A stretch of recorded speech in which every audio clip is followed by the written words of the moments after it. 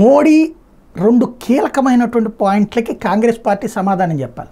ఒకటి, ఉత్తరాది దక్షిణాది అని విభజన రేఖ ఎప్పటికప్పుడు తీసుకొస్తున్నటువంటి తెలంగాణ, తమిళనాడు, కర్ణాటక ఎందుకు ఇది ఇంతకుముందు ఈ దేశంలో లేరా, లేకపోతే ఇప్పుడే వివక్షకు గురైందని? ఇది నెంబర్ 1 పాయింట్.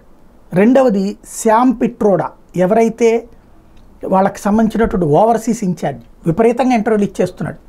దక్షిణాది సౌత్ ఆఫ్రికన్లా ఉంటారు లాంటి దారుణమైనటువంటి కామెంట్లు చేస్తున్నారు. నరేంద్ర మోడీ తాజాగా ఇదే గుర్తు చేశారు.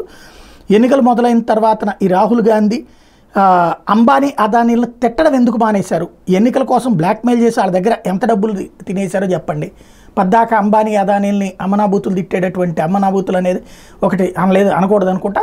అంబానీ అదానీలు దోపిడీదారులని మాట్లాడేటువంటి రాహుల్ గాంధీ పదే పదే విమర్శించి ఏళ్ల తరబడి ఇప్పుడు మాట్లాడలేదు. ఎలక్షన్స్ టైంలో వాళ్ళ దగ్గర నుంచి ఎంత తీసుకున్నావు బెదిరించి అన్నటువంటి పాయింట్ రైజ్ చేశారు.